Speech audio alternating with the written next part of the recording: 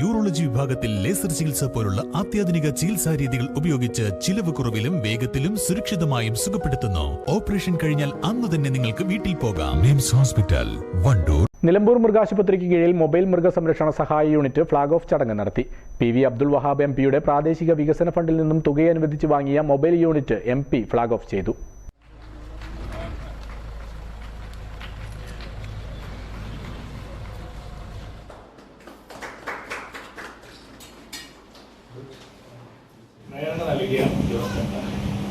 സംഗതി എല്ലാവരും ജനപ്രതിനിധികൾക്ക് അത് എങ്ങനെ മനസ്സിലാക്കി കൊടുക്കണം, എങ്ങനെ അപ്പം അന്ന് ഉണ്ടായിരുന്ന പ്രോബ്ലം എന്താണെന്നുണ്ടെങ്കിൽ, ഞാൻ അഭിമുഖീകരിച്ച പ്രോബ്ലം നബാർഡിൻ്റെ സഹായത്തോടു കൂടി JSSന്റെ ചെയർമാനത്തിനാക്കി ഞാനും ഉറപ്പായി ഞങ്ങൾ വളരെ 1000-ഓളം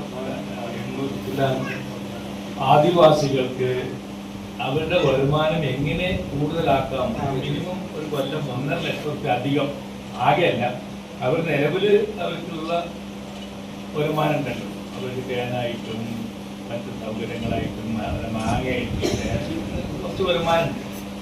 അതിനെ ഇടനിലക്കാർ തട്ടിയെടുക്കാന്ന് പറഞ്ഞ ബിസിനസ്സിൽ തട്ടിയെടുക്കുമെന്ന് പറയാൻ വയ്യ, അങ്ങനെ ബിസിനസ്സുകാരനാണ് ഉണ്ടാവും. പക്ഷെ അവരെ ഒഴിവാക്കിക്കൊണ്ട് ഇതിന്റെ മുഴുവൻ ബെനിഫിറ്റും ആദിവാസികൾക്ക് അല്ലെങ്കിൽ ട്രൈബൽ ഏരിയ കിട്ടണം എന്നുള്ള ആഗ്രഹത്തിലാണ് ഞങ്ങൾ നബാർഡിനെ സമീപിക്കുന്നത്. നബാർഡ് പ്രഖ്യാപിച്ച tribal development fund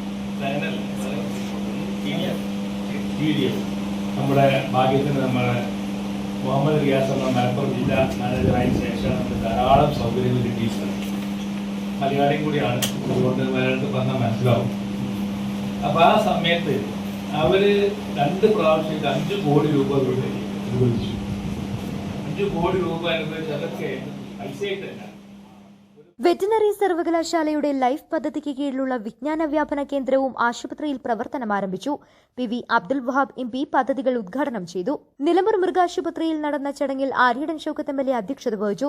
veterinary and animal science university director doctor TS Rajeev, Muhammad Riyas, V Ummerkoya, N Velukutty തുടങ്ങിയവരും മൃഗസംരക്ഷണ വകുപ്പ് ഉദ്യോഗസ്ഥരും സംബന്ധിച്ചു.